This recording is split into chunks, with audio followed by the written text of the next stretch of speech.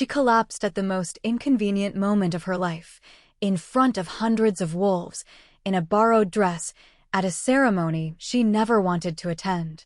But the arms that caught her felt like they'd been waiting a lifetime to do exactly that, and the stranger holding her looked at her like she was the answer to a question he'd been asking the stars for years. Ilara Hartley's definition of hell had been remarkably narrow until tonight. It had included things like public speaking, overcooked vegetables, and that one time she'd accidentally told the village elder his new hat looked like a dead squirrel. She'd been wrong. Hell, as it turned out, was a ballroom. Welcome back to my channel, my beautiful family and friends. If you're hooked in and you're ready to enjoy the story, click subscribe and let me know in the comments where you're watching from, because tomorrow I will be giving you another story just as interesting as this one. And you don't want to miss it. The Grand Hall of the capital was a monument to excess, all soaring marble columns, crystal chandeliers that looked like they'd been stolen from the moon itself, and floors so polished that Ilara could see her own unimpressed reflection glaring back at her. Wolves from every corner of the kingdom had gathered for the annual mating ceremony, dressed in silks and jewels that probably cost more than her family's entire farm. And here she was, Ilara Hartley of Silverpine, wearing a borrowed emerald dress that was slightly too tight in the shoulders, wishing she'd listened to her instincts and stayed home with the goats. "Stop fidgeting," her mother had hissed before abandoning her near the refreshment table. "You'll draw attention." "Good," Ilara had muttered. "Maybe someone will take pity and let me leave." That had been an hour ago. Now, her mother was somewhere in the crowd, probably networking with other parents who had unmarried children and unrealistic expectations. Ilara, meanwhile, had perfected the art of looking busy while doing absolutely nothing. She'd examined the same flower arrangement 14 times. She'd counted the chandeliers. She'd even considered hiding behind a marble column until the whole ordeal was over. "You know," a voice said beside her, "for someone at a mating ceremony, you look like you're plotting an escape route." Ilara turned to find a girl about her age with dark hair swept into an elegant knot and eyes that sparkled with mischief. Her gown was a deep sapphire blue that probably cost more than Ilara's house, but her smile was surprisingly genuine. "Is it that obvious?" Ilara asked. "You have the look of someone who'd rather be literally anywhere else." The girl laughed, extending her hand. "I'm Seraphine Ashford. And before you ask, yes, I'm also trapped here against my will. My mother thinks exposure to eligible wolves will cure my unfortunate habit of independence." Despite herself, Ilara smiled. "Ilara Hartley. My mother thinks this will cure my unfortunate habit of being practical." "Ah, a fellow realist. Excellent." Seraphine grabbed 2 glasses of sparkling wine from a passing tray and handed one to Ilara. "Here's to surviving the night with our dignity intact." Bold assumption that we have any dignity left. Seraphine laughed again, loud enough that a few nearby wolves turned to stare. She ignored them completely. "Oh, I like you. Tell me, Ilara Hartley of where exactly?" "Silverpine." "It's a small." "I know Silverpine. Beautiful mountains. Excellent cheese. My family bought some last summer." Seraphine took a sip of her wine, surveying the room with the practiced eye of someone who'd attended too many of these ceremonies. "So, what brings a sensible girl from the mountains to this circus?" "My mother." "Say no more. Mothers are a force of nature." Seraphine leaned in conspiratorially. "Mine told me that if I didn't at least try to find a mate this year, she'd start introducing me to her friends' sons. Can you imagine? I'd rather eat glass." Ilara found herself relaxing for the first time all evening. "My mother said the goats don't have marriageable sons." She's not wrong, but I bet the goats are better conversationalists than half the wolves here. They spent the next 20 minutes standing near the refreshment table, making quietly sarcastic observations about the ceremony and bonding over their shared desire to be anywhere but there. Seraphine pointed out various wolves from prominent packs, providing running commentary that was both informative and hilarious. "See that one? Beta's son from the Ironwood pack. Thinks his jawline is a personality trait. And her? That's Lady Cassandra Vex. Comes to every ceremony wearing a different dramatic gown and leaves alone every time. I respect the commitment to the aesthetic." That's Lord Pemberton. Nice enough, but he collects butterflies. Not as a child. Now, as a grown man. Elara was mid-laugh when the music changed. It happened at precisely midnight, she knew, because someone had announced it with entirely too much ceremony. The lively dancing melody faded, replaced by something older, something that seemed to resonate in her bones. Around the hall, conversations died. Wolves turned toward the center of the room, their expressions shifting from curious to reverent. "The moonlight waltz," Seraphine murmured. "This is when the moon goddess is supposed to reveal fated bonds. You know, if you believe in that sort of thing." "Do you?" Elara asked. "I don't know. I want to." Seraphine's voice went quiet, almost vulnerable. "It would be nice to think there's someone out there meant for us, wouldn't it? That we're not just randomly searching." Elara watched as couples began to drift toward each other across the ballroom floor. Some moved with certainty, others with hesitation, but there was something undeniably magical about it, the way hands found hands, the way eyes met across the distance. It was like watching stars align. She felt nothing. No pull, no warmth, no mysterious knowing. Just the faint beginnings of a headache and the lingering taste of too sweet wine. "Well," Seraphine said with forced brightness, "looks like another year of." The warmth hit Elara like a wave. It started small, just a flutter in her chest that she might have dismissed as heartburn. But then it grew, spreading through her ribs like sunlight through glass. Her breath caught. The room suddenly felt too bright, too loud, too much. "Elara." Seraphine's voice sounded distant. "Are you all right?" She wasn't all right. The warmth was building, pulsing with each beat of her heart. It wasn't painful exactly, but it was overwhelming, like every nerve in her body had suddenly woken up and was screaming for something she couldn't name. "I don't." Elara pressed a hand to her chest. "I don't feel." The world tilted. One moment she was standing, and the next her legs were giving out beneath her. The crystal chandeliers blurred into streaks of light. The music swelled into something that vibrated in her teeth.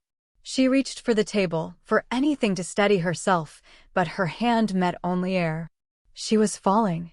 And then she wasn't. Strong arms caught her arms that felt impossibly solid, impossibly safe, like they'd been waiting her entire life to do exactly this. The warmth in her chest exploded into something fierce and undeniable, and, through her swimming vision, she saw him. Red hair like autumn fire fell past his shoulders. His face was all sharp angles and elegant lines, like someone had carved him from marble and then decided to make him devastatingly beautiful just to prove they could. But it was his eyes that stole her breath, dark and intense and filled with something that looked like wonder. He was staring at her like she was a miracle. "Are you all right?" His voice was low, careful, each word shaped with a gentleness that seemed at odds with the raw power she could feel radiating from him. Elara's brain, usually sharp and practical, chose this moment to completely abandon ship. Yes. I think." "Who?" Her voice came out embarrassingly breathy. She tried again. "Who are you?" Someone who's very glad they were standing in the right place. His arms tightened around her slightly, as if he was afraid she might disappear. "Can you stand?" Could she? She wasn't sure.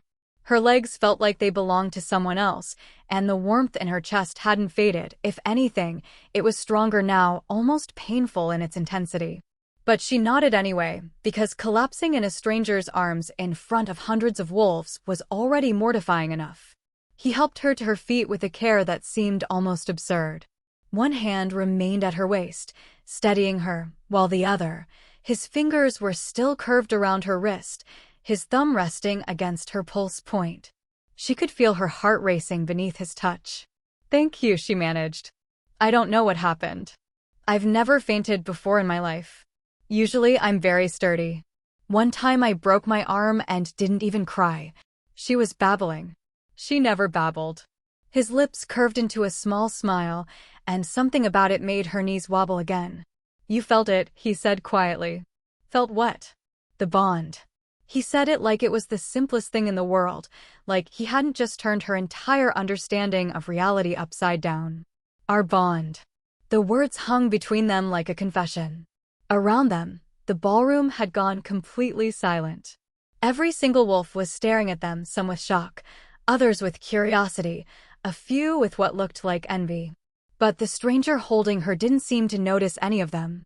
His attention was fixed entirely on Alara, like she was the only person in the world. That's not. Alara swallowed hard. That's not possible. I don't even know you. Not yet, he agreed. His thumb traced a slow circle against her wrist, and the simple gesture sent warmth flooding through her all over again. But you will. She should step back. She should put distance between them, clear her head, figure out what was happening. But her body wasn't cooperating. Neither was her wolf, who was practically purring at the contact. This wasn't how it was supposed to work. She'd heard stories about fated mates, of course, every wolf had.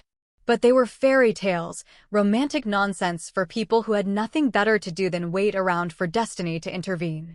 She was practical, sensible. She made her own choices.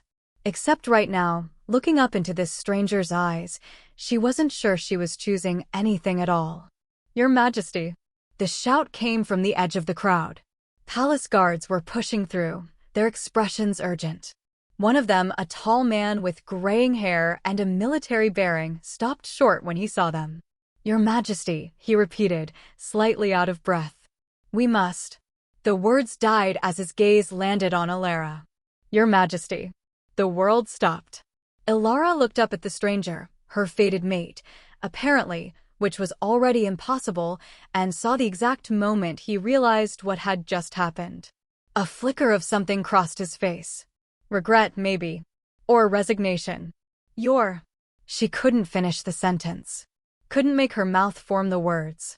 He gave her a rueful smile, and gods, even that was beautiful. Adrian Castellan, he said softly. The Alpha King. For the second time that night, Alara's legs gave out. This time, when the darkness claimed her, she went willingly. Consciousness returned slowly, like wading through honey. Alara became aware of softness first, velvet beneath her, silk against her skin. Then warmth, the kind that came from a fireplace crackling somewhere nearby. And finally, a scent that made her wolf stir with interest. Pine and winter rain and something uniquely masculine that she had no business noticing. She opened her eyes. The room was smaller than the grand ballroom but no less elegant. Bookshelves lined one wall, a fire burned in a marble hearth, and through tall windows, she could see the moon hanging full and luminous in the night sky. She was lying on a burgundy sofa that was far more comfortable than her bed at home. And sitting in a chair beside her, watching her with those impossible eyes, was the Alpha King. Adrian. Her fated mate. The man whose existence had just complicated her simple life in ways she couldn't even begin to process. I'm sorry, he said immediately, leaning forward. I should have told you who I was before. Before or after I collapsed into your arms like a character from a tragic opera? Alara sat up, pressing her hands to her face. Her head was pounding. This is a nightmare. This is actually a nightmare. It's not. I'm nobody. The words burst out before she could stop them. I'm from Silverpine. My family raises goats and grows vegetables. I mend my own clothes. I've never been to the capital before tonight. I don't belong in a palace. I don't belong with a king. Alara. Her name on his lips stopped her spiral. He hadn't raised his voice, but something in the way he said it, gentle but absolute, made her breath catch. He stood, moving closer but maintaining a careful distance, like he was afraid of spooking her. In the firelight, his hair looked like molten copper. May I sit? She nodded, not trusting her voice. Adrian sat on the opposite end of the sofa, close enough that she could feel the warmth of him, but far enough that she didn't feel trapped. It was a considerate gesture, and she hated that she noticed it. I've been searching for you for 3 years, he said quietly. Alara stared at him. What? 3 years ago, I had a dream. He looked down at his hands, strong hands, she noticed, with long fingers and calluses that suggested he did more than sit on a throne all day. The moon goddess came to me and told me I would meet my fated mate at the ceremony. She showed me glimpses. Red hair like autumn fire. A laugh that sounded like music. Someone who saw the world differently than everyone else. That could describe hundreds of wolves, Alara said weakly. It could, but it didn't. His gaze lifted to hers, and the intensity in it made her chest tighten. I've attended every ceremony since then. Every single one. Hoping. Waiting. And tonight, when I saw you across the hall, even before you collapsed, even before the bond snapped into place, I knew. Knew what? That my search was over. The words settled between them like snowfall, soft but undeniable. Ilara's practical mind was screaming at her to run, to reject this insanity, to go back to her simple life where the most complicated thing she dealt with was which goat was eating the garden vegetables. But another part of her, the part that was still feeling the echo of that warmth, the pull toward him, whispered something different. What if he's telling the truth? This is insane, she said aloud. Completely, Adrian agreed, and the corner of his mouth lifted in a small smile. But that doesn't make it less real. I don't even know you. Then let me tell you. He shifted slightly, angling toward her. I'm Adrian Castellan. I became Alpha King 5 years ago when my father passed. I hate formal ceremonies, but attend them anyway because duty requires it. I prefer working with my hands to sitting in council meetings. I collect old books about farming techniques. Terrible habit, but I find them soothing. And I've been looking for you since the night the moon goddess promised you existed. Despite everything, Ilara felt her lips twitch. Farming techniques? I told you it was terrible. He looked almost sheepish. My advisors think I should collect weapons or battle strategies. But there's something satisfying about reading how to properly rotate crops. That's... She searched for the right word. Unexpectedly endearing. I'll take it. His smile grew, and God's help her, it transformed his entire face. He went from intimidatingly handsome to devastatingly charming in a single expression. A knock at the door interrupted whatever she might have said next. Come in, Adrian called, though his gaze never left Ilara's face. Seraphine burst through the door with the energy of someone who'd been pacing outside for the past 20 minutes. Is she? Oh, thank the goddess, you're awake. She rushed to the sofa, grabbing Ilara's hands. Are you all right? Do you need water? Food? Should we call a healer? I'm fine, Sarah. You fainted. Twice. That is the opposite of fine.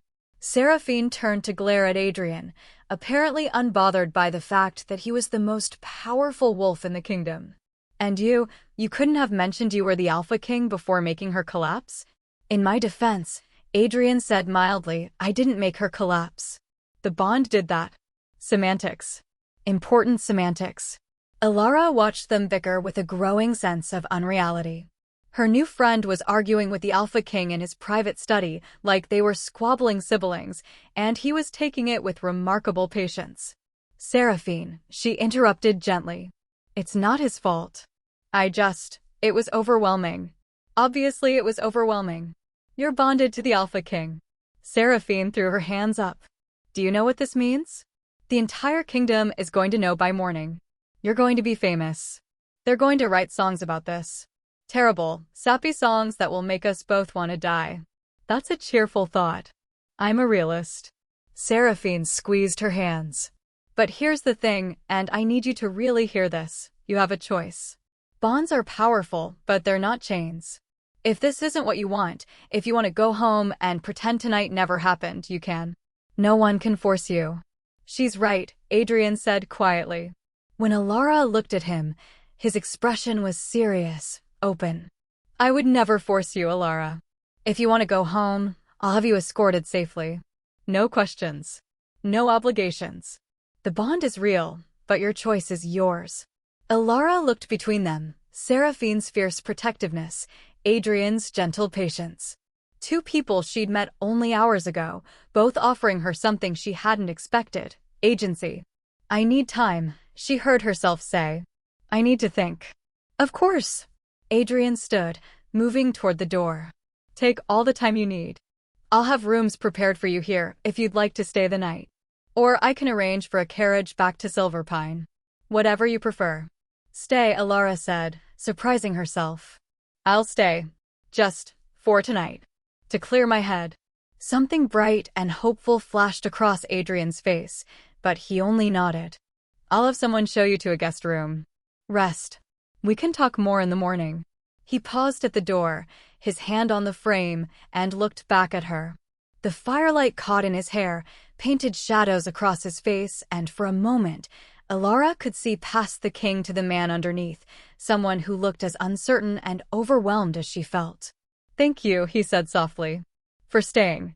Then he was gone, and Alara was left with Seraphine's knowing gaze and a heart that wouldn't stop racing. "So," Seraphine said into the silence, "the Alpha King is your fated mate. Apparently. He's not bad-looking." "Sarah, I'm just saying, if destiny had to throw you a curveball, at least it threw you an attractive one." Seraphine grinned. "Did you see the way he looked at you? Like you hung the moon." "Stop. Never. This is the most interesting thing that's happened to me in years." Seraphine stood, pulling Alara to her feet. "Come on. Let's get you to your room. You need rest, and I need to figure out how to explain to my mother that my new friend is about to become the most famous wolf in the kingdom." "I'm not." "You are. Accept it now, and the adjustment will be easier."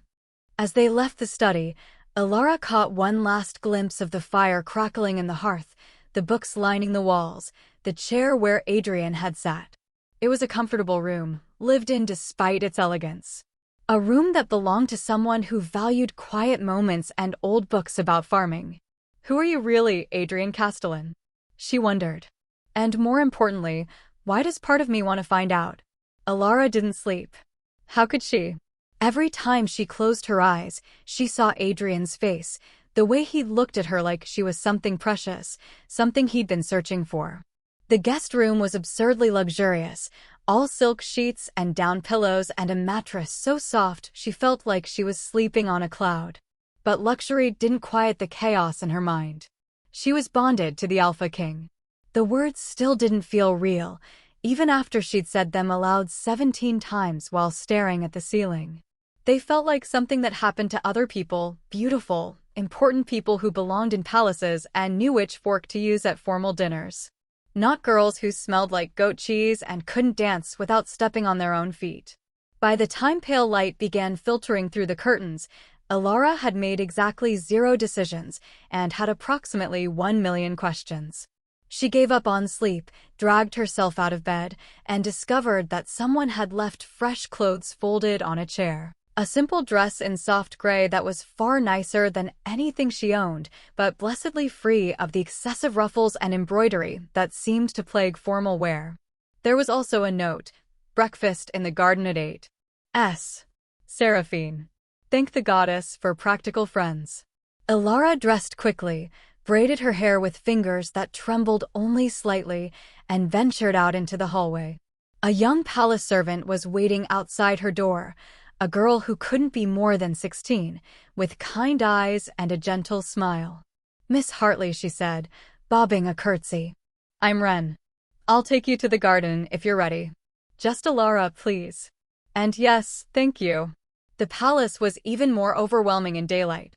Everywhere Alara looked, she saw beauty, tapestries that probably cost more than her family made in a year, sculptures that belonged in museums, paintings of stern-looking wolves who were undoubtedly important people she should recognize, but didn't.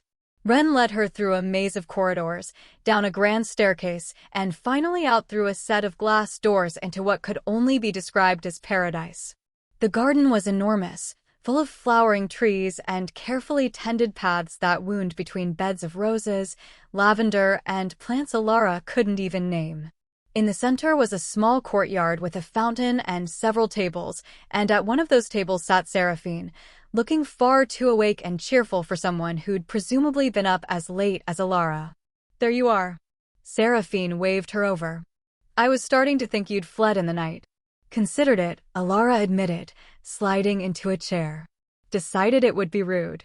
"Very rude. Also ineffective. The palace guards would have caught you before you made it to the gate." Seraphine pushed a teapot toward her. "Tea? It's imported from some impossible-to-pronounce region. Tastes like flowers and optimism." Despite herself, Alara laughed. She poured a cup, wrapping her hands around the warmth. "How are you so composed? You act like this is normal." "My mother dragged me to the palace twice a month for years. I've had tea with duchesses, argued with generals, and once accidentally insulted a visiting prince. Seraphine grinned. This place doesn't intimidate me anymore. Though I'll admit, being friends with the Alpha King's fated mate does add a certain novelty. Don't call me that. What should I call you? The future queen? Alara. Just Alara. She took a sip of tea. It did taste like flowers, specifically, like the wild roses that grew near her family's farm. The familiarity was unexpectedly comforting. I haven't decided anything yet. I know. But other people have. Seraphine's expression turned serious. Alara, I need you to understand something. What happened last night? The entire kingdom is going to hear about it. Probably already has. Rumors spread faster than wildfire in this place. Rumors about what? About you. About the Alpha King finding his fated mate at the ceremony. About the mysterious girl from Silver Pine who collapsed into his arms and then vanished into a private room with him. Seraphine leaned forward. People are going to be curious. Some will be happy for him. Others will be less thrilled. Why would anyone be less thrilled? Because you're unknown. Because some wolves have been positioning their daughters for years, hoping Adrian would choose one of them. Because change makes people nervous, and you, my friend, are a very big change. Alara set down her teacup with a hand that wasn't quite steady. You're saying people will hate me. Some might. But some will love you. And Adrian. Seraphine's voice softened. He clearly adores you already. I saw the way he looked at you last night. That man would move mountains if you asked him to. He doesn't even know me. He knows enough. And he wants to know more. Seraphine reached across the table, squeezing her hand. I'm not telling you what to decide, Alara. I'm telling you that whatever you choose, it's going to have consequences. So make sure you're choosing for the right reasons, not out of fear or obligation, but because it's what you actually want. Before Alara could respond, footsteps sounded on the garden path. She looked up and felt her heart do something complicated in her chest. Adrian was walking toward them, dressed casually in dark trousers and a simple linen shirt that somehow made him look even more handsome than he had in formal wear. His hair was tied back, revealing the strong lines of his jaw, and in the morning light, she could see the faint shadows under his eyes that suggested he'd slept about as well as she had. He stopped a respectful distance from their table, his gaze finding hers immediately. I'm sorry to interrupt. I wanted to make sure you were comfortable. That you had everything you needed. I'm fine, Alara said. Her voice came out steadier than she felt. Thank you. It was lovely. I'm glad. He hesitated, looking uncharacteristically uncertain. I was wondering if you might join me for a walk. If you're finished with breakfast. I thought perhaps we could talk. Get to know each other. No pressure, he added quickly. If you'd rather have time alone, I understand completely. Seraphine was making very pointed eyes at her from across the table, eyes that clearly said go, you fool. A walk sounds nice, Alara heard herself say. Adrian's entire face lit up. It was remarkable, really, how that simple expression transformed him from intimidating Alpha King to something almost boyish. Thank you. I promise to be excellent company. Or at least adequate company. Minimally terrible company. You're babbling, Alara said, surprised. I am. Apparently you have that effect on me. He offered his hand to help her up, and after only a moment's hesitation, she took it. His palm was warm against hers, calloused in ways that suggested he really did work with his hands. The moment their skin touched, that warmth flared in her chest again, gentler than last night, but still undeniably present. Their bond, humming between them like a living thing. Have fun, you too, Seraphine called after them, sounding far too pleased with herself. Try not to cause any more scandals before lunch. Adrian led her down one of the garden paths, keeping a careful distance but not releasing her hand. Alara told herself it was just for stability, just in case she got dizzy again. It had nothing to do with the way his thumb occasionally brushed against her knuckles in a gesture that felt almost unconscious. This is my favorite part of the palace, Adrian said after a moment. My mother designed it. She said every king needed a place where they could remember they were human first, ruler second. It's beautiful. She was wise. His voice went soft with memory. She passed when I was 17. Sometimes I come out here and imagine what advice she'd give me.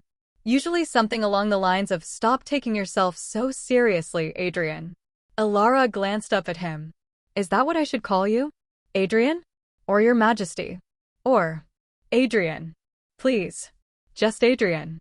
He stopped walking, turning to face her. They stood beside a rose bush heavy with white blooms, petals drifting down like snow. "Alara, I know this is overwhelming. I know you have no reason to trust me, no reason to believe this is anything more than an impossible situation you've been thrown into. But I want you to know something." "What?" "I don't care that you're from Silverpine. I don't care that you've never been to court, that you don't know formal protocols, that you raise goats." His free hand lifted, hesitated, then gently tucked a strand of hair behind her ear, a gesture so tender it made her breath catch. "I care that when you smile, it looks like you're surprised by your own joy. I care that you defended your friend last night even though you were overwhelmed. I care that you speak your mind instead of saying what you think I want to hear. You learned all that in one night?" "I learned enough." His hand dropped, but he didn't step back. "I know this sounds mad. 3 years ago, if someone had told me I'd meet my fated mate and fall halfway in love with her in a single evening, I would have laughed. But here we are. Halfway in love?" Alara's voice came out barely above a whisper. "The bond gives us connection, but it doesn't dictate feelings. What I feel when I look at you, that's all mine. And it's terrifying and exhilarating and completely beyond my control." He smiled ruefully. "So yes, halfway in love. Give me a few more days, and I'll probably cross the finish line entirely." Alara's practical mind was screaming that this was too much, too fast, too impossible. But her heart, her traitorous, foolish heart, was whispering something different. What if this is real? What if he means it? What if you're not just nobody? What if you're his somebody? "I don't know how to be a queen," she said finally. "Good. I don't know how to be a proper king." Adrian's smile turned playful. "We can figure it out together. Make all the mistakes, break all the rules, and probably horrify my advisors in the process." "That sounds terrible." "It sounds like an adventure." Despite everything, the fear, the uncertainty, the voice in her head screaming that this couldn't possibly work, Alara found herself smiling back. "You're very optimistic for someone who just met his fated mate last night. You're very skeptical for someone who collapsed into her fated mate's arms. I prefer the term realistic. I'll allow it." He started walking again, tugging her gently along. "Tell me about Silverpine. What's it like?" And somehow, miraculously, Alara found herself talking. About her family's farm, about the mountains that turned gold in autumn, about her father's terrible jokes and her mother's fierce protectiveness. Adrian listened with the kind of attention that made her feel heard, asking questions that showed he actually cared about the answers. They walked until the sun was high overhead, until Alara's initial nervousness had faded into something that felt dangerously close to comfort. And when they finally returned to the garden courtyard, she realized something that both terrified and thrilled her. She wanted to stay. Not forever, not yet. But longer than one night. Long enough to see if this impossible, ridiculous, magical thing between them was real. Long enough to find out if a girl from Silverpine could fall in love with a king. 3 days passed in a blur of discovery and careful navigation. Alara learned that palace life operated on a schedule so rigid it made her farming routine look positively chaotic. Breakfast at 8, council meetings at 9, correspondence until noon, lunch at 1, audiences with visiting dignitaries until 4, dinner at 7. It was exhausting just hearing about it, let alone living it. But Adrian made time for her anyway. Every morning, he appeared in the garden, sometimes early, stealing an hour before his duties began, sometimes late, looking tired but determined. They walked the same paths, sat by the same fountain, and slowly, carefully, began to know each other. She learned that he hated formal dinners, but loved his people fiercely. That he'd taken the throne younger than expected, and spent the first year terrified he'd fail. That he collected those farming books because they reminded him of simpler times, when his biggest concern was whether the palace gardens would yield enough vegetables for winter. "You could just buy vegetables," Alara had pointed out during one of their walks. "I could. But where's the satisfaction in that?" He grinned at her, boyish and unguarded. Besides, the palace cook says my tomatoes are the best she's ever used. I'm not above taking pride in that. The Alpha King, proud of his tomatoes. Mock me all you like. You haven't tasted them yet. And Adrian learned about her too. About her father's woodworking, how he carved little animals for the village children. About her mother's herb garden and the way she could cure almost any ailment with the right combination of plants. About the goats, especially Persimmon, the ornery old girl who'd once chased a visiting merchant up a tree. She sounds formidable, Adrian had said. She's a menace. I love her desperately. I hope she'll approve of me. Persimmon doesn't approve of anyone. But she might tolerate you if you bring her apples. It was easy, talking to him. Easier than Alara had expected. And dangerous, too, because every conversation made her walls crack a little more. Made her heart whisper, what if a little louder? On the fourth morning, everything changed. Alara was in her room.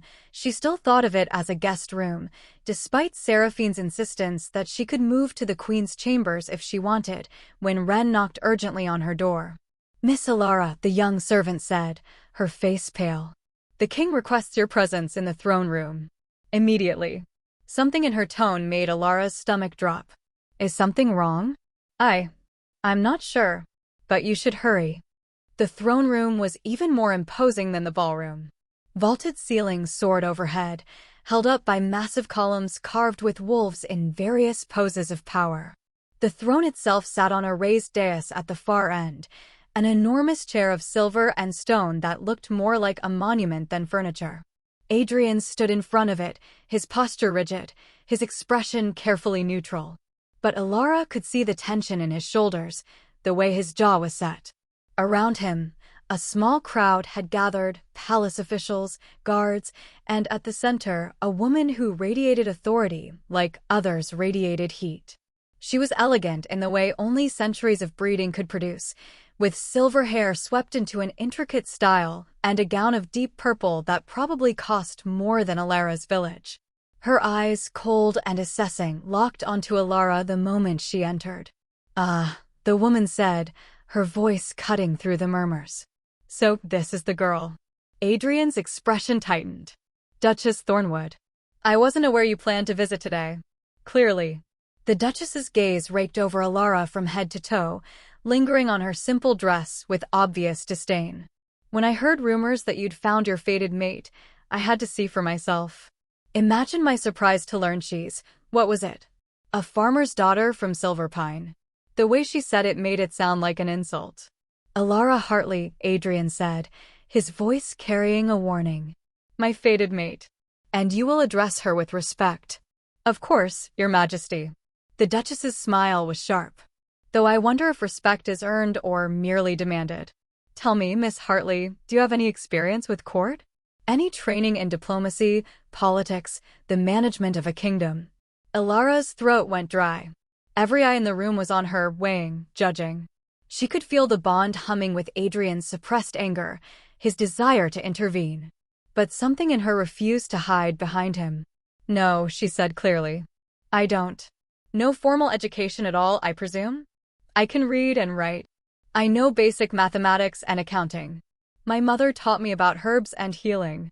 My father taught me about building and repair work." Alara lifted her chin. "I may not know which fork to use at state dinners, but I know how to work hard and how to treat people with kindness. If that's not enough for you, Duchess, then I'm sorry to disappoint." Silence fell over the throne room. The Duchess's eyes narrowed. "You have spirit, I'll grant you that. But spirit doesn't qualify one to be queen. The Alpha King needs a mate who can stand beside him in matters of state, who understands the delicate balance of pack politics, who can." "The Alpha King," Adrian interrupted, his voice cutting like ice, "needs a mate who understands him, who sees him as more than a title, who makes him want to be better." He moved then, stepping down from the dais and crossing to Alara's side. His hand found hers, fingers lacing together with the ease of practice. "Alara is my fated mate. The moon goddess herself chose her for me.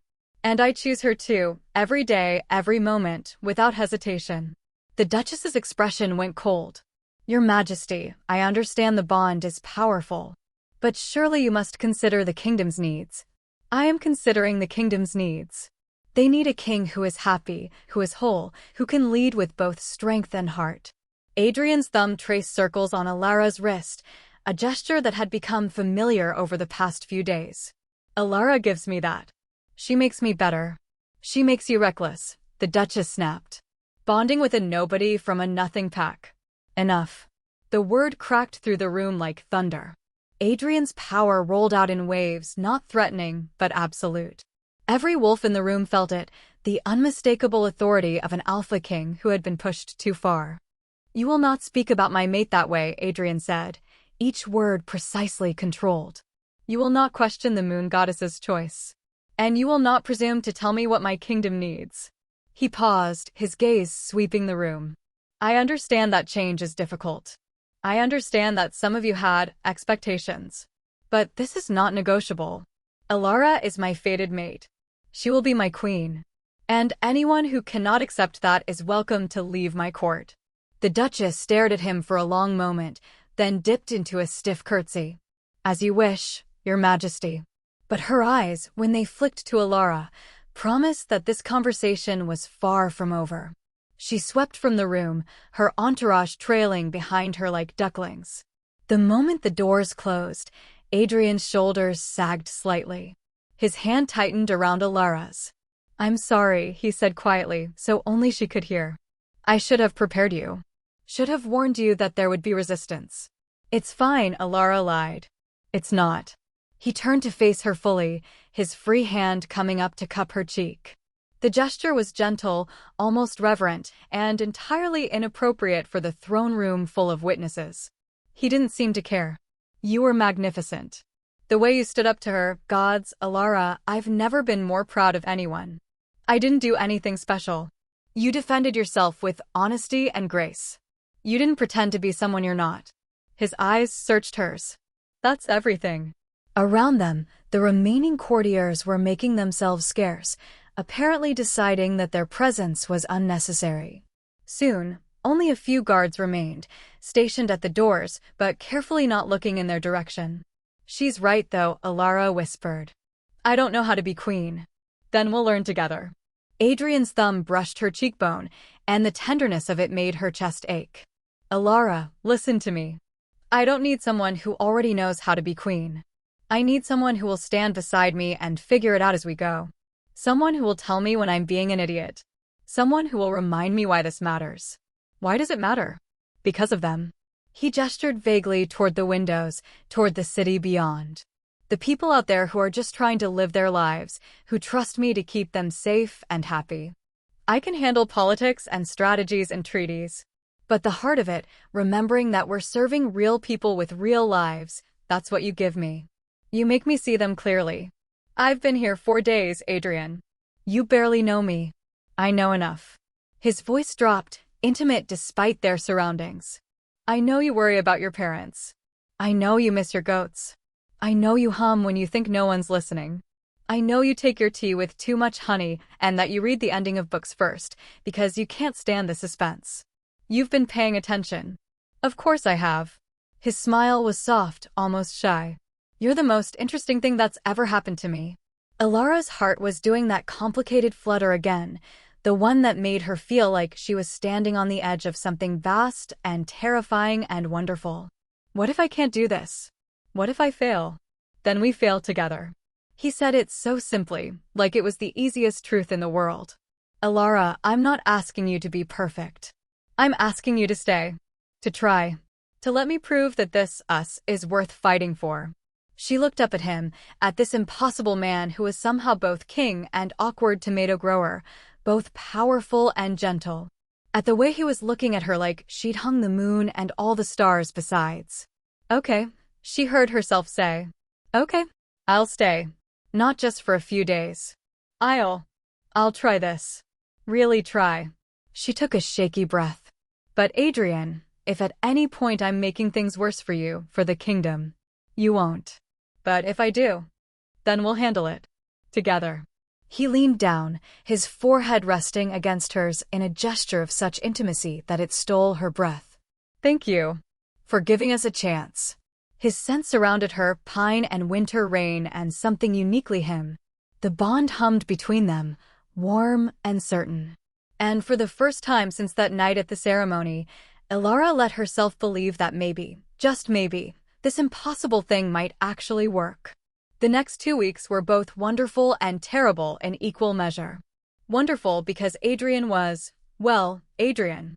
He made her laugh over breakfast, took her riding through the palace grounds, and once snuck her into the kitchens at midnight to steal pastries, which resulted in the cook discovering them and forcing them to help prep vegetables for the next day's soup as penance. He was easy and complicated at once, formal when duty called, but playfully informal the moment they were alone. And terrible because Duchess Thornwood had apparently decided to make Elara's existence her personal mission. It started subtly. A comment here about proper posture. A suggestion there about appropriate dress for court functions. Then came the lessons, etiquette, history, politics, diplomacy, delivered by a rotating cast of stern tutors who looked at Elara like she was a particularly challenging puzzle they'd been hired to solve. The proper form of address for a duke is Your Grace, one tutor droned.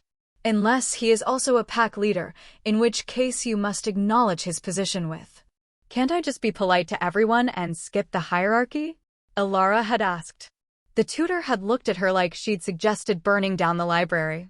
But the worst part wasn't the endless lessons or the disapproving stares from certain courtiers. It was the distance growing between her and Adrian.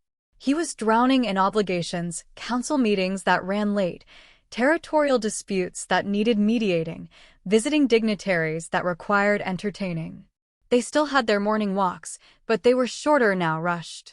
And she could see the exhaustion pulling at him, the weight of the crown pressing down. I'm sorry, he'd said one evening, finding her in the library where she'd retreated to hide from yet another etiquette lesson. This isn't fair to you. I wanted to spend this time helping you adjust, and instead I'm abandoning you to the wolves. Metaphorically speaking. You're not abandoning me. You're being a king. She'd squeezed his hand. I understand. But understanding didn't make it easier. On the 15th day, Seraphine found her in the garden, methodically destroying a rose bush with nervous energy disguised as pruning. That's an heirloom variety, Seraphine observed, watching Elara attack another branch. The head gardener might cry if he sees what you're doing to it. Then he shouldn't have left pruning shears where I could find them. Elara snipped another stem with more force than necessary. How do people live like this, Sarah? There are rules for everything. How to sit, how to stand, how to smile, which direction to pass the salt. Clockwise, by the way. I don't care about the salt. The outburst surprised even her. Elara dropped the shears, pressing her hands to her face. I'm sorry. I'm not good at this. You're doing better than you think. Seraphine sat on a nearby bench, patting the space beside her. Come here. Tell me what's really wrong. Elara sat, and suddenly the words were pouring out. About feeling inadequate. About the courtiers who whispered behind their hands when she passed. About Adrian being pulled in 1,000 directions, and her feeling like just another obligation he had to manage. I miss home, she admitted quietly. I miss my parents. I miss knowing what I'm supposed to be doing. Here, I feel like I'm constantly failing some test I didn't know I was taking. You're not failing, Seraphine said firmly. You're learning. There's a difference. The Duchess doesn't think so. The Duchess is a bitter woman who spent years positioning her niece to catch Adrian's eye. Of course, she doesn't want you to succeed. Seraphine bumped her shoulder. But here's what you need to remember, Adrian didn't choose her niece. He didn't choose any of the elegant, educated, perfectly trained women who've been throwing themselves at him for years. The moon goddess chose you. And more importantly, he's choosing you too. Every single day. I know. I just wish. Elara trailed off. Wish what? I wish I felt like I was worth choosing. Seraphine was quiet for a moment. Then she stood, pulling Elara to her feet with surprising strength. Come with me. There's something you need to see. Sarah, I really don't want another lesson. This isn't a lesson. It's a perspective adjustment. She dragged Elara through the palace, down corridors Elara hadn't explored yet, until they reached a tall window that overlooked the city below. Look, Seraphine commanded. Alara looked. The capital spread out beneath them like a tapestry, houses and shops and streets teeming with life. From here, she could see wolves going about their daily business, children playing in a square, merchants setting up stalls. Those are the people Adrian works for, Seraphine said. Every council meeting, every decision, every late night buried in correspondence, it's all for them. And do you know what I've noticed since you arrived? What? He's better at it. Happier. More patient in meetings. More willing to listen to different perspectives. Seraphine smiled. One of my father's advisors mentioned it, said the king seems more grounded lately. More human. And that's because of you, Alara. You remind him what all this is for. I'm not doing anything special. You exist. You care about him, not his title. You ask him about his day and actually listen to the answer. You make him laugh. Seraphine turned to face her. The Duchess and her ilk want you to fail because they measure worth in titles and bloodlines. But Adrian measures it in authenticity and heart. And by that standard, you're exactly what he needs. What if I can't learn fast enough? What if I embarrass him? Then you'll recover and try again. Making mistakes doesn't make you unworthy, Alara. It makes you human. Seraphine grinned. Besides, I heard about the midnight pastry heist. The kitchen staff thinks you're delightful. You're winning over the people who actually matter, the ones who keep this place running. Alara felt something loosen in her chest. Thank you. For this. For being my friend when you didn't have to be. Please. Being friends with the future queen is an excellent life choice. Seraphine winked. Plus, you're actually interesting. Do you know how rare that is in court? They were walking back through the corridors when they heard raised voices echoing from the council chamber. One of them was Adrian's, tight with controlled anger. Cannot continue to undermine her at every turn. Your Majesty, came the Duchess's cold reply, I am merely trying to prepare her for the role she will need to fill. If my methods seem harsh, it is only because the stakes are high. Your methods are designed to make her feel inadequate. To break her confidence. If her confidence is so easily broken, perhaps she is not suited. Enough. The word cracked like a whip. You will cease these lessons. You will stop sending tutors to ambush her at every opportunity. And you will treat her with the respect her position demands. Her position? The Duchess's voice dripped venom. She is not yet queen. She is simply a girl who got lucky at a ceremony. She is my fated mate. That makes her future queen. And if you cannot accept that, Duchess Thornwood, then perhaps it is time you return to your own territory. Silence fell. When the Duchess spoke again, her voice was carefully modulated. Of course, Your Majesty. I apologize if my enthusiasm for her education was misinterpreted. I want only what is best for the kingdom. Then trust me to know what that is. Footsteps approached the door. Alara and Seraphine barely had time to step back before it swung open and the Duchess emerged, her expression thunderous. She swept past them without acknowledgement, her spine rigid with suppressed fury. Adrian appeared in the doorway a moment later. His hair was disheveled, like he'd been running his hands through it, and exhaustion lined his face. But when he saw Alara, something in his expression softened. How much did you hear? He asked quietly. Enough, Alara admitted. He closed his eyes briefly. I'm sorry you had to hear that. I should have handled it sooner, should have realized what she was doing. You defended me. Alara stepped closer, reaching for his hand. His fingers closed around hers immediately, holding on like she was an anchor. Thank you. Always. He looked down at their joined hands, his thumb tracing familiar patterns on her wrist. Alara, I need you to know something. I don't care how long it takes you to learn court protocols. I don't care if you never master the proper forms of address. You could pass the salt counterclockwise for the rest of your life, and I wouldn't care. That's very rebellious of you. I'm serious. He lifted her hand, pressing a kiss to her knuckles that made her heart stutter. All I care about is that you're happy. That you feel safe here. That you know you're valued, not for what you can become, but for who you already are. I'm working on believing that, she said softly. Then I'll keep reminding you. His smile was tired but genuine. Every day, for as long as it takes. I'm patient. I can wait. For what? For you to see yourself the way I see you. His voice dropped, intimate despite Seraphine's presence a few feet away. As someone extraordinary. As someone worth everything. Ilara's breath caught. They were standing close enough that she could see the flecks of gold in his dark eyes, could feel the warmth of him even through their clothes. The bond hummed between them, stronger now than it had been at the ceremony, fed by weeks of conversation and laughter and slowly building trust. "Adrian," she whispered. "Yes, I'm glad it's you. My fated mate. I'm glad the moon goddess chose you." His entire expression transformed, surprise bleeding into joy so pure it was almost painful to witness. "You have no idea what it means to hear you say that." "I think I might." She squeezed his hand.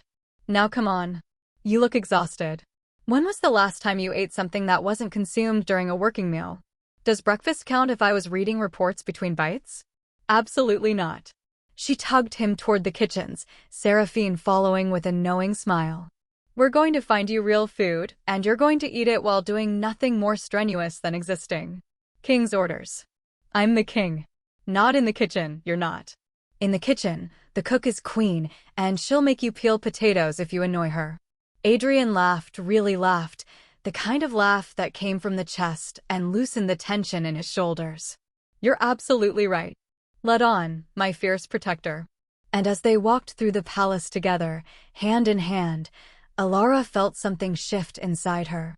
She wasn't there yet, wasn't fully confident, wasn't free of doubts. But she was starting to believe that maybe she could do this. That maybe she was exactly where she was supposed to be. That maybe, just maybe, she was falling in love. The letter arrived on a morning that had started perfectly. Ilara awoke to sunshine streaming through her windows and the sound of birds in the garden. She'd actually slept through the night for the first time in weeks, no nightmares about disappointing Adrian, no anxiety dreams about using the wrong fork at state dinners. Just peaceful, blissful sleep.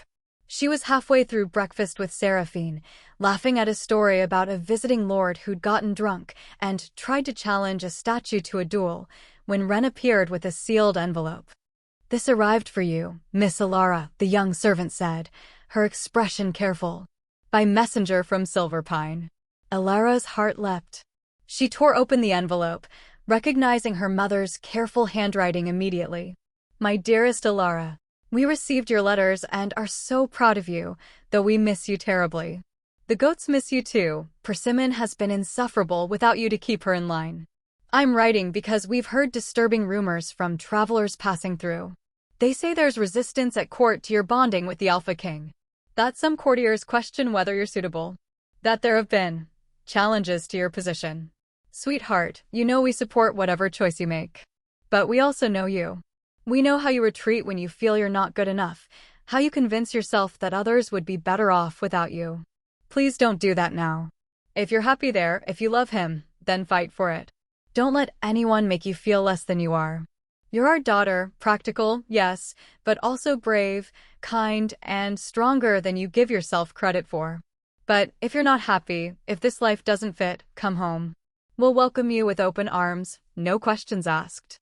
You don't owe anyone your happiness, not even a king. Whatever you choose, know that we love you. Always. Your mother." Ilara read the letter 3 times, her eyes stinging. Her mother had always been able to see straight through her defenses, even from a distance. "Everything all right?" Seraphine asked gently. "My parents. They're worried about me." Ilara folded the letter carefully. "They've heard rumors about the resistance at court. Rumors travel faster than wildfire." Seraphine's expression darkened. "The Duchess has been spreading poison, hasn't she? Making sure people know there's opposition to your bonding. She wants me to leave. To feel so unwelcome that I choose to go." Ilara stared at her mother's words. "Don't let anyone make you feel less than you are." "What if she's right, though? What if I'm not cut out for this? Then you'd be gone already." Seraphine leaned forward. "Ilara, listen to me. You've been here for weeks now. You've endured the Duchess's schemes, survived the scrutiny, learned more in a few weeks than most people learn in months. And through it all, you haven't run. You're still here." "Why?" Ilara hesitated. "Because of Adrian." "Because you love him," Seraphine said softly. "You can say it, you know. It's not a weakness. I barely know him. You know him better than anyone in this palace. You know his favorite time of day is dawn because the world is quiet. You know he hates meetings but loves his people. You know he grows tomatoes because they make him feel grounded. Seraphine smiled. And he knows you. Really knows you. So tell me, do you love him? Alara thought about Adrian's laugh. The way he looked at her like she was something precious. The gentleness of his touch, the patience in his voice. The way he defended her without hesitation. The midnight pastry heists and early morning walks and all the small moments that had woven themselves into something bigger. Yes, she whispered. I think I do. Then that's your answer. You stay. You fight. And you stop letting the Duchess and her poisonous friends make you doubt yourself. Before Alara could respond, the door to the breakfast room burst open. Adrian strode in, his expression tight with barely controlled fury, and in his hand was a piece of parchment that looked official and ominous. I'm going to kill her, he announced without preamble. Slowly. Creatively.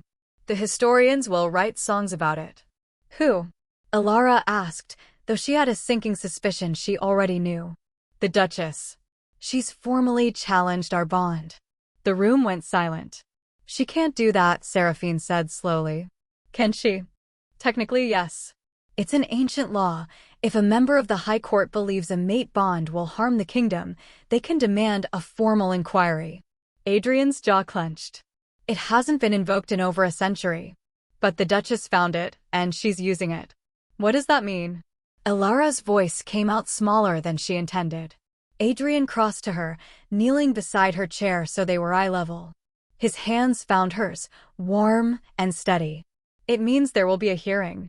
The High Council will review our bond, hear arguments for and against, and make a ruling. They can dissolve our bond? No. The bond is sacred, no one can break what the moon goddess has made. His thumbs traced circles on her wrists, a gesture that had become as natural as breathing. But they can make recommendations. Apply pressure. Make things difficult. What kind of recommendations? Adrian hesitated, and that hesitation told her everything. They could suggest I wait to formalize the bonding. That we undergo a trial period to prove your suitability. That I consider, his voice went hard. That I consider other options. Other mates, Alara said flatly. Which is absurd. You're my fated mate. There are no other options. He squeezed her hands. Alara, I need you to listen to me. This changes nothing. The Duchess is making noise, but she can't change what we are to each other. The hearing is a formality. A way for her to save face before she finally accepts defeat. You sound very confident. I am confident. In us. In what we have. He paused. But I need to know, are you still with me? Because if you want to go home, if this is too much, I'll understand. I'll hate it, but I'll understand. Alara looked at him, this man who'd somehow become essential to her in just a few weeks. This king who grew tomatoes and stole pastries and looked at her like she'd hung the moon. And she thought about her mother's words. If you love him, fight for it. I'm not going anywhere, she said firmly. The Duchess wants me to run? Then I'll stand my ground. She wants to challenge our bond? Then we'll face that challenge together. Adrian's expression transformed, relief and pride and something deeper flooding his features. Together, he repeated. Together, she confirmed. Then, because she needed to say it, needed him to know, Adrian, Your Majesty. A guard appeared in the doorway, breathless. The council is convening. They're demanding your presence immediately.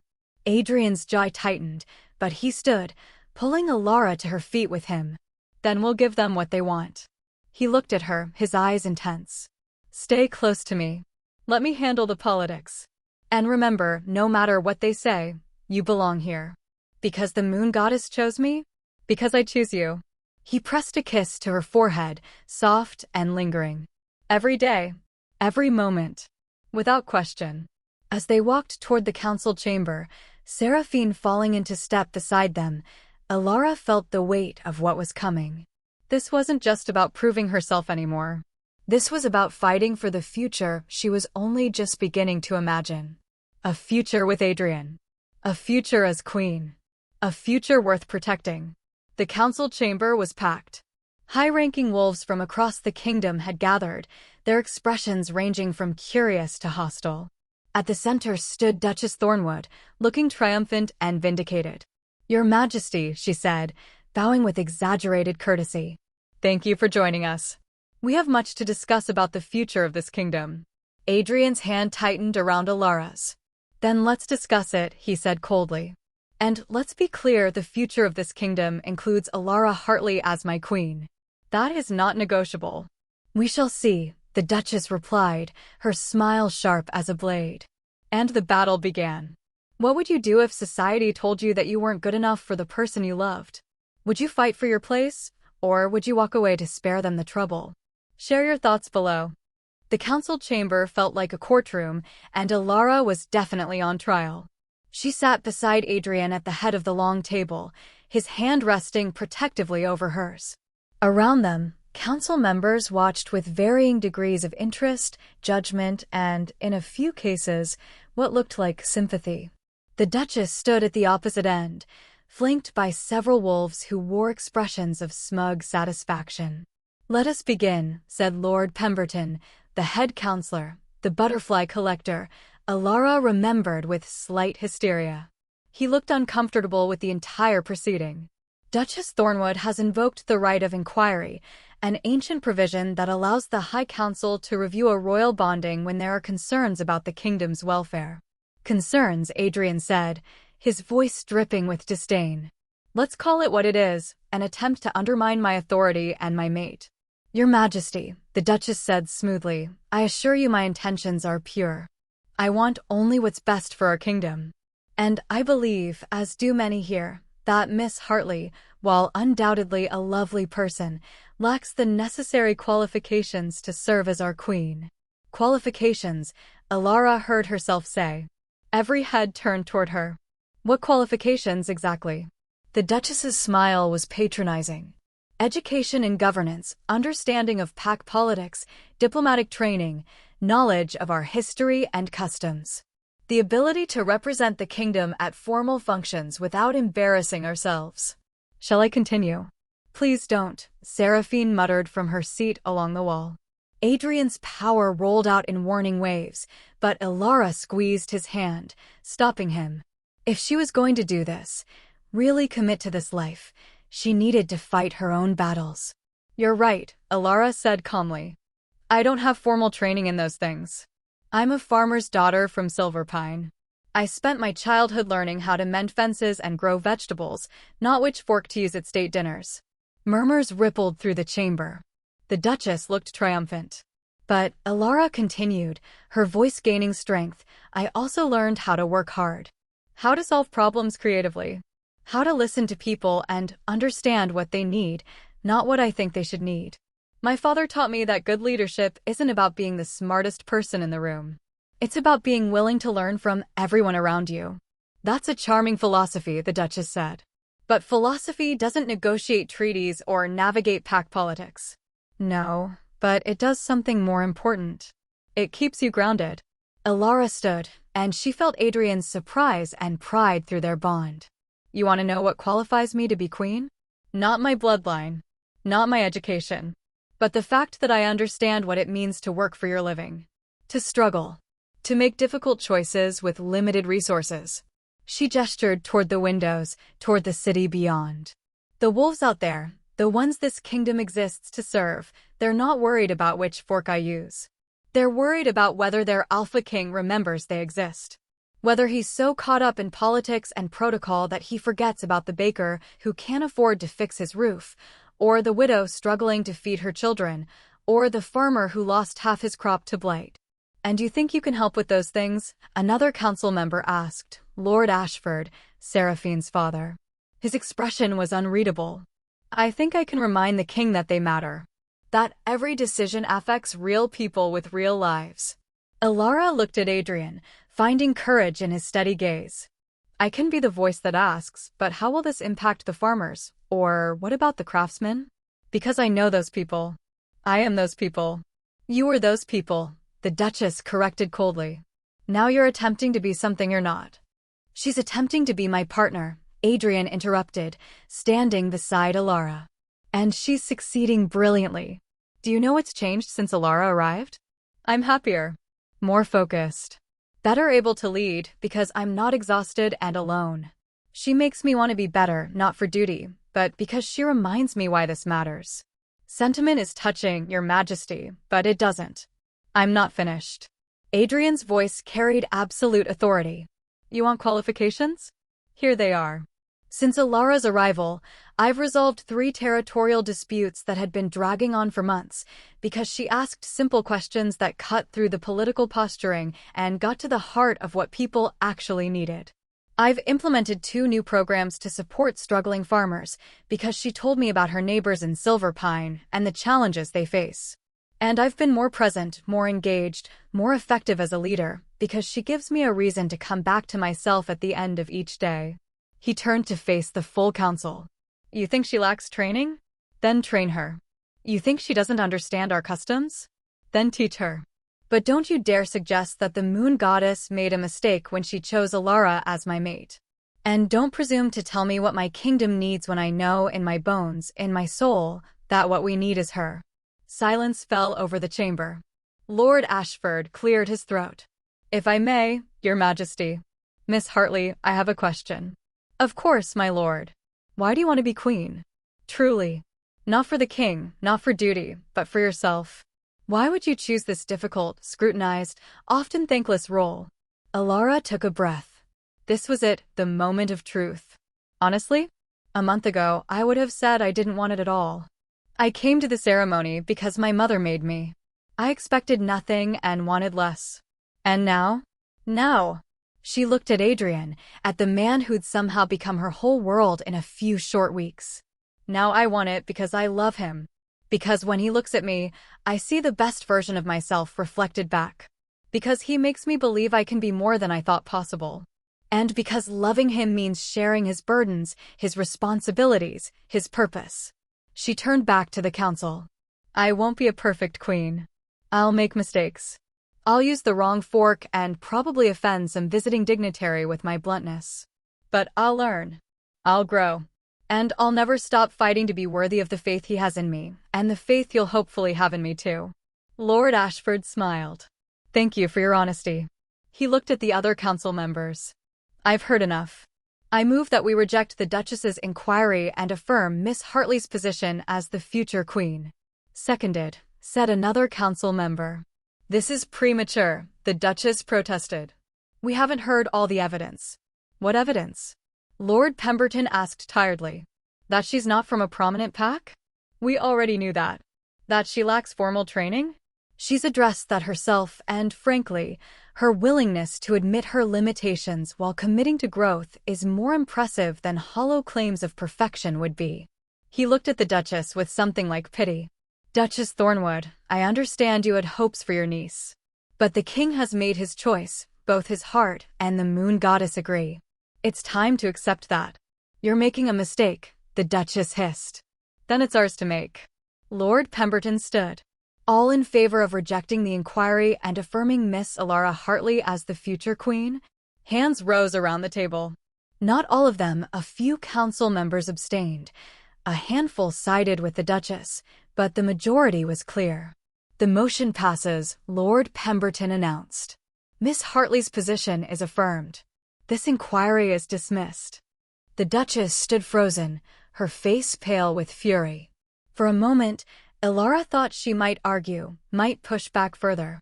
But then her gaze swept over the council, saw the united front against her, and something in her expression shuddered. As you wish, she said coldly. I hope, for all our sakes, that you haven't made a grave error. She swept from the chamber, her remaining supporters trailing behind like wreckage in her wake. The moment the doors closed, Adrian pulled Alara into his arms.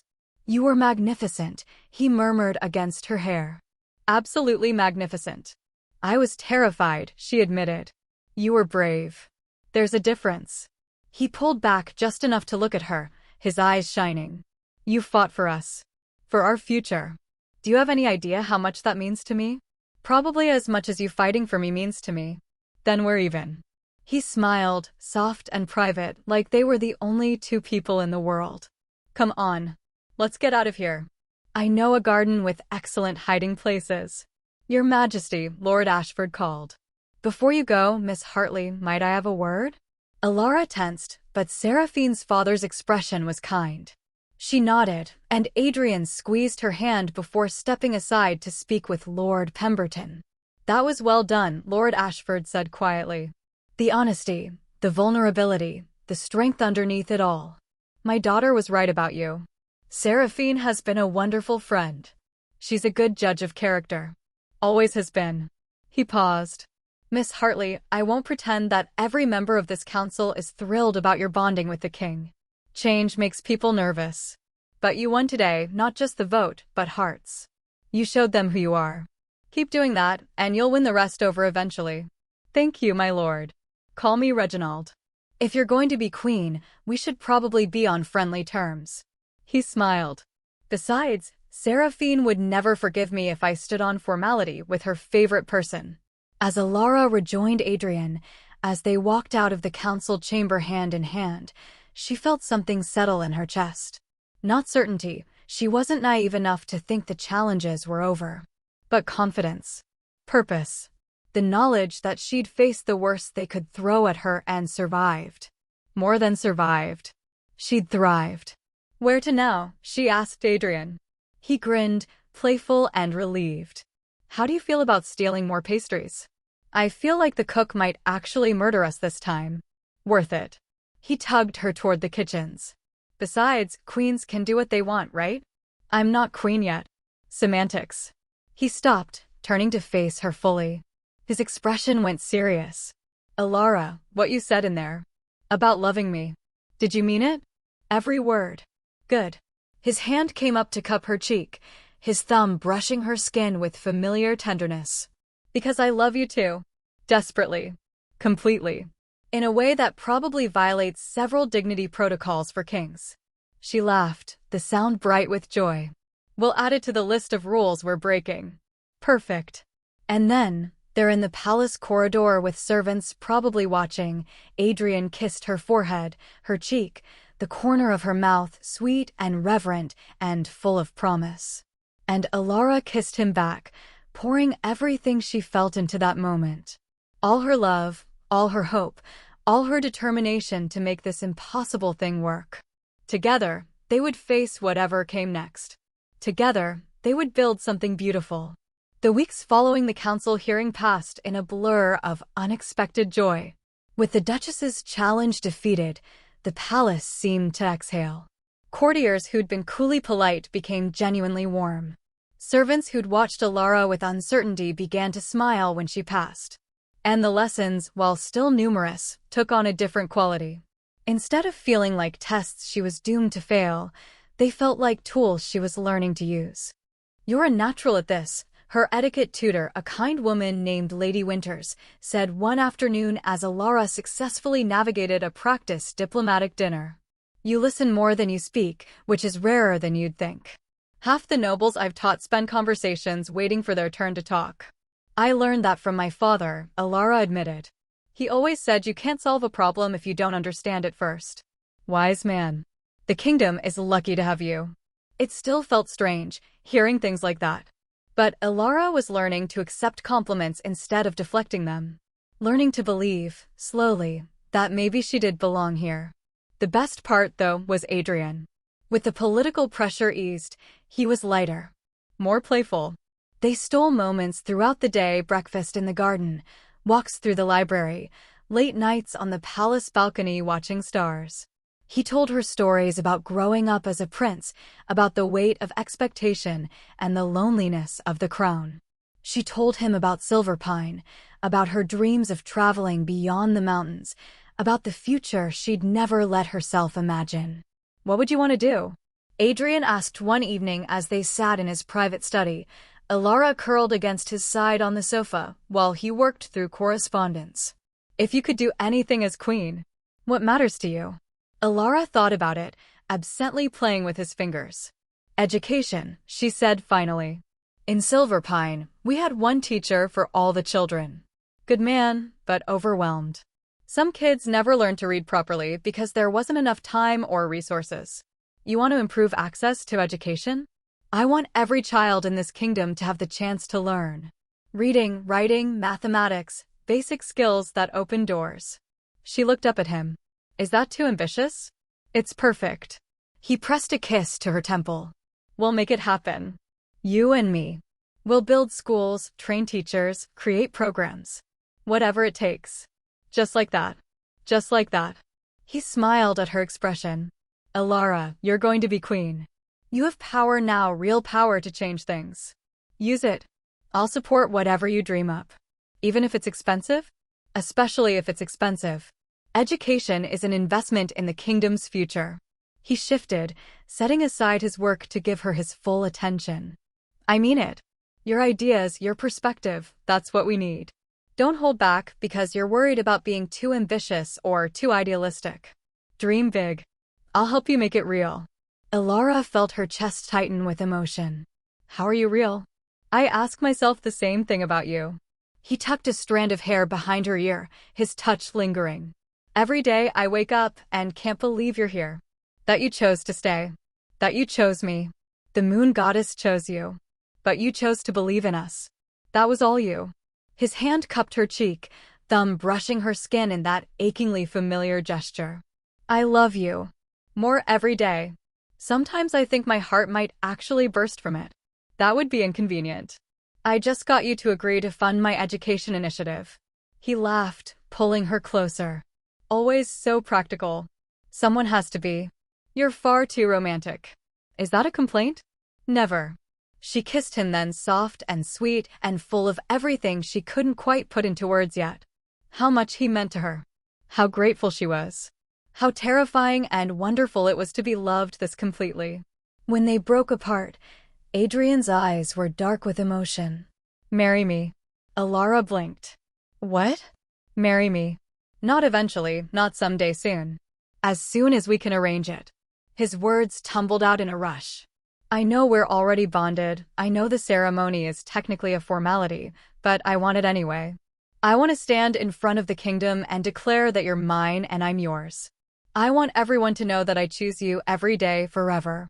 Adrian. You can say no. If it's too fast, if you need more time, I understand. But Alara, I've never been more certain of anything in my life. You're it for me. My partner. My equal. My home.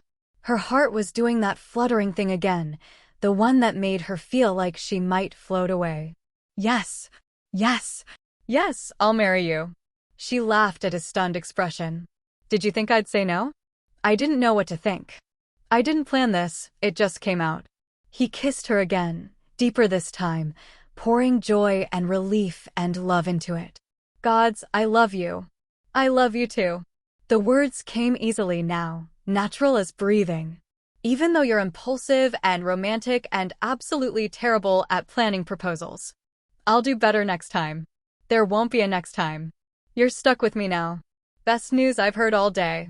He stood, pulling her up with him. Come on. We need to tell people. Seraphine will kill me if she hears this from palace gossip. They found Seraphine in the library, buried in a book about pack histories. She took one look at their faces and squealed. You're engaged. Officially engaged. She launched herself at Alara, hugging her fiercely. Finally. I thought he'd never ask. You knew he was going to propose? Alara asked. I knew he wanted to. The man's been carrying his mother's ring around for a week. Seraphine turned to Adrian. You did bring the ring, right? Please tell me you didn't forget the ring. Adrian's face went blank. Then horrified. The ring. In my study. On my desk. I was going to, he ran a hand through his hair. I'm an idiot. A romantic idiot, Alara corrected, charmed despite herself. The ring can wait. I already said yes. Still. You deserve a proper proposal. With the ring and probably flowers, and definitely better planning than blurting it out on a random Tuesday. Adrian. Alara caught his face between her hands, making him look at her. It was perfect. You were perfect. I don't need grand gestures or elaborate planning. I just need you. Something in his expression softened, went tender. How did I get so lucky? The moon goddess has excellent taste. Seraphine made a gagging sound. You two are disgustingly sweet. I love it. Now, when's the wedding? Please say soon so I can start planning my outfit. As soon as possible, Adrian said, still looking at Alara like she'd hung the moon. A month? 2 months. 3 weeks, Alara said impulsively. They both stared at her. 3 weeks, she repeated, more certain now. I don't want to wait. I don't want to give anyone time to scheme or protest or cause problems. I want to marry you and start our life together. She smiled. Besides, the kingdom could use something to celebrate. Let's give them a wedding. Adrian kissed her forehead, her cheeks, her nose. 3 weeks it is. This is insane, Seraphine said, but she was grinning. I love it. Let's scandalize everyone with an indecently short engagement. That seems to be our specialty, Alara said. One of many. Adrian wrapped an arm around her waist, pulling her close. Breaking rules, horrifying advisors, and generally making everyone nervous about what we'll do next. Sounds perfect, Alara said. And it was. The wedding preparations consumed the palace. 3 weeks, it turned out, was barely enough time to plan a royal wedding. But Alara had help. Seraphine threw herself into the project with terrifying efficiency. Lady Winters handled the formal protocols, and Adrian's staff worked miracles, making the impossible happen. The dress is beautiful, Alara said, standing in her chambers while the palace seamstress made final adjustments. The gown was simpler than traditional royal wedding attire, flowing white silk with delicate embroidery around the neckline and hem. No excessive beading, no layers of ruffles. Just elegant simplicity that felt like her. You look like a queen, Seraphine said from her perch on the bed. A practical, sensible, absolutely stunning queen. I look nervous. You are nervous. It's your wedding day. Seraphine stood, crossing to her. But you're ready for this. You know that, right? Did she? Alara looked at herself in the mirror, at the girl from Silverpine wearing a wedding gown, about to marry the Alpha King. A month ago, it would have felt like a costume. Like she was playing pretend. Now it just felt right. I'm ready, she said. The ceremony was held in the palace gardens, Adrian's favorite place. Hundreds of wolves had gathered, nobles and commoners alike, all dressed in their finest. Flowers bloomed everywhere, white roses and lavender creating an archway where Adrian waited. He looked devastating in formal attire, his auburn hair pulled back, his eyes locked on the garden entrance. Waiting for her.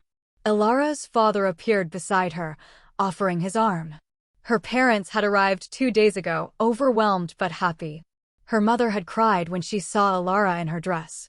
Her father had simply pulled her into a hug and whispered, "Proud of you, sweetheart." "Ready?" he asked now. "Ready," she confirmed. The music began soft and sweet, and they walked down the aisle together. Alara saw faces she recognized, Lord Ashford and his family, Lady Winters dabbing her eyes, palace staff beaming with pride. Even some of the council members who'd initially opposed her looked pleased. But mostly, she saw Adrian. The way his face transformed when he saw her. The smile that started small and grew until it was radiant. The way his eyes never left hers, like she was the only thing that existed. Her father placed her hand in Adrian's at the altar, and the touch sent warmth flooding through their bond. "You're beautiful," Adrian murmured. "You're biased." "Absolutely." He squeezed her hand. But also correct. The ceremony itself passed in a happy blur. Traditional vows, spoken with hands joined. The binding ritual, where they exchanged marks, thin silver bracelets engraved with pack symbols as tokens of their commitment. The final blessing from the moon goddess's priestess, who smiled knowingly as she declared them bonded mates and partners for life. "You may kiss your mate," the priestess said. Adrian didn't need to be told twice. He pulled Alara close, kissing her with joy and love and promise. The crowd erupted in cheers, and when they finally broke apart, both were breathless and grinning. "My queen," Adrian said softly. "My king," Alara replied. They walked back down the aisle hand in hand, and Alara felt like she was floating. This was real. She was married. She was queen. She was home. The celebration lasted well into the night, dancing and food and countless toasts. Ilara's parents were charmed by everyone, her mother especially delighted by the palace gardens. Seraphine gave a speech that was equal parts touching and embarrassing, including several references to the midnight pastry heist. And Adrian barely left Ilara's side, finding excuses to touch her hand, her waist, her cheek. "Happy?" he asked during a quiet moment, both of them standing on the balcony overlooking the celebration. "Impossibly so." She leaned into him. "Thank you." "For what?" "For being patient. For fighting for us. For seeing something in me I couldn't see in myself." She turned to face him fully. "For catching me when I fell." "Always," he promised, echoing those first words from the ceremony. "For the rest of our lives, I'll catch you. I'll fight for you. I'll love you. Even when I use the wrong fork? Especially then." She laughed, and he captured the sound with a kiss. Below them, the celebration continued. But up here, in this moment, it was just them. Two people who'd found each other against impossible odds. Two hearts that had chosen each other again and again. A girl from Silver Pine and the Alpha King, building something beautiful together. Forever.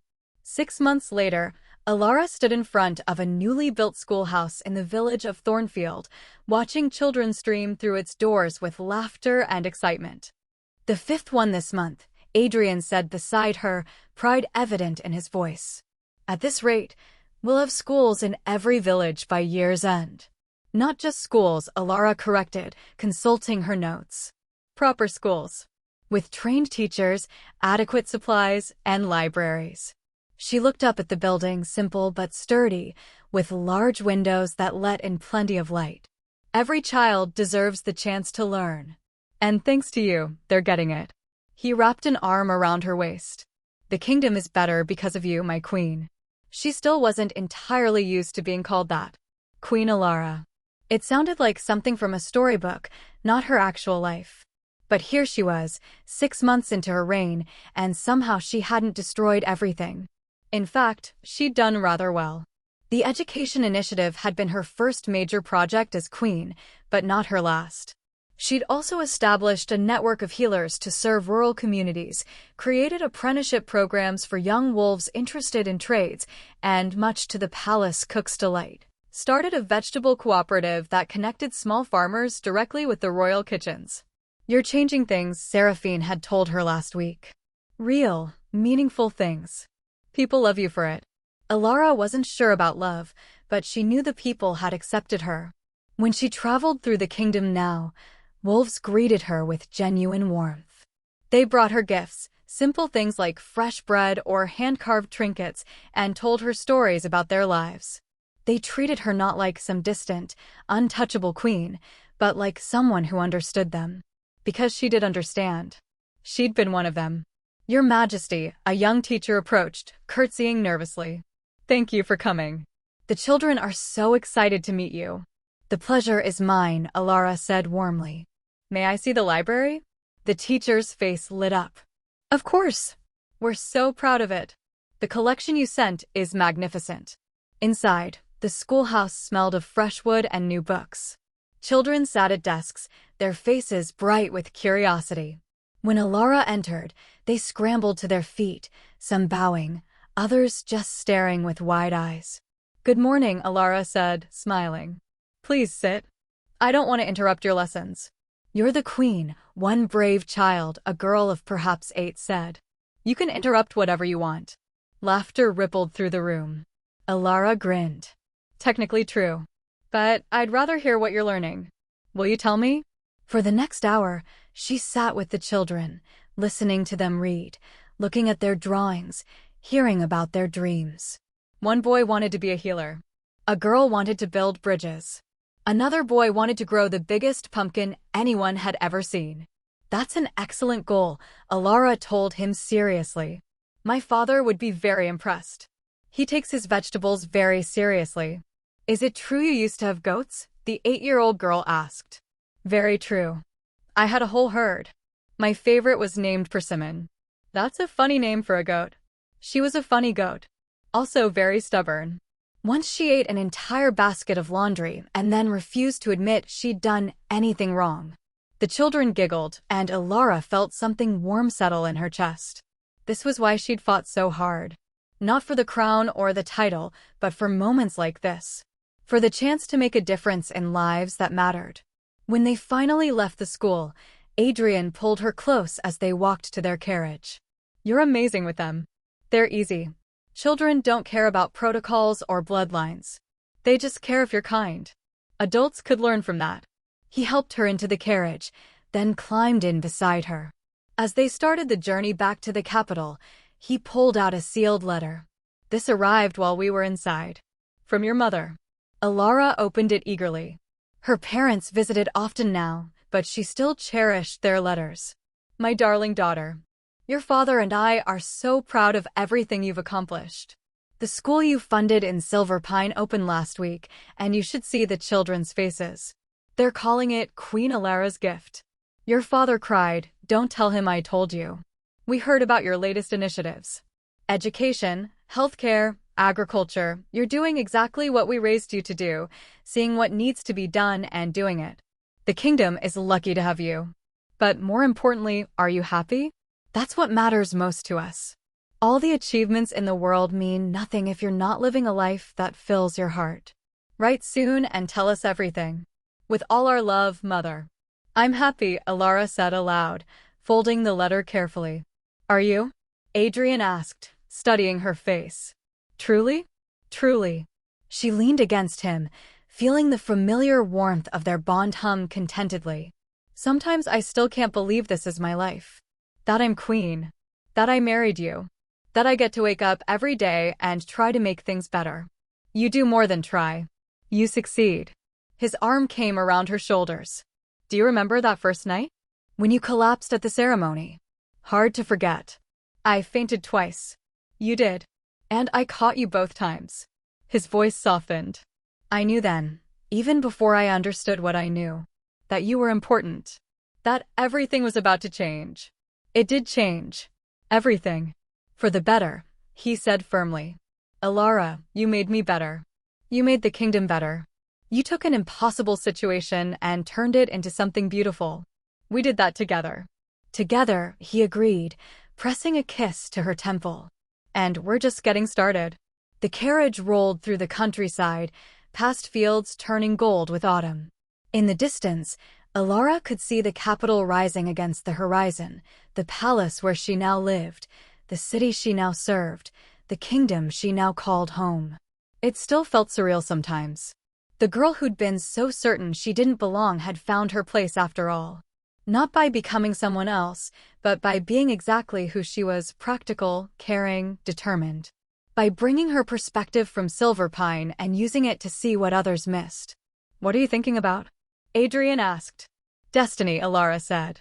"How the moon goddess knew something I didn't. That I could do this. That we could do this. She has a way of being right about these things. Apparently."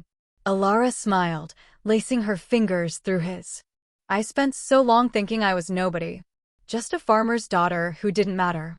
And now you're the queen who matters to everyone."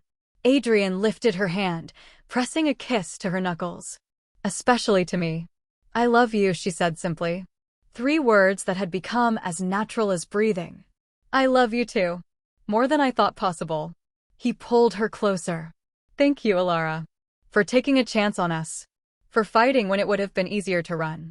For believing that a girl from Silver Pine could be exactly what this kingdom needed." "What you needed," she corrected. "That too." His smile was soft, intimate. "Though I think we needed each other." As the carriage approached the palace gates, Alara caught sight of Seraphine waiting on the steps, probably with 100 questions about the school visit. Behind her, palace staff moved about their duties. And somewhere beyond the walls, the kingdom continued, people living their lives, children learning in new schools, families working toward better futures. All of it connected. All of it mattering. Alara had collapsed at a ceremony she never wanted to attend, into the arms of a man she didn't know, and somehow found herself exactly where she belonged. In a place where practical girls from small villages could become queens. Where love could be chosen every day without hesitation. Where 2 people, impossibly different, impossibly matched, could build something that lasted. As Adrian helped her from the carriage, as Seraphine rushed forward with her usual enthusiasm, as the palace staff bowed respectfully but warmly, Ilara felt the truth of it settle into her bones. She was home. Not the home she'd been born into, but the one she'd chosen. The one she'd fought for. The one she'd built with a king who grew tomatoes and stole pastries and looked at her like she'd hung every star in the sky. "Ready?" Adrian asked, offering his hand. Ilara took it, feeling the familiar warmth of their bond surge between them. Always. Together, they walked into the palace. Into their future. Into the rest of their impossible, beautiful, perfectly imperfect life. And somewhere, the moon goddess smiled. The end. Thank you for watching this story to the end. If you enjoyed this story, you will surely love the next one. It's crazier and more intriguing as you can ever imagine. So do check it out.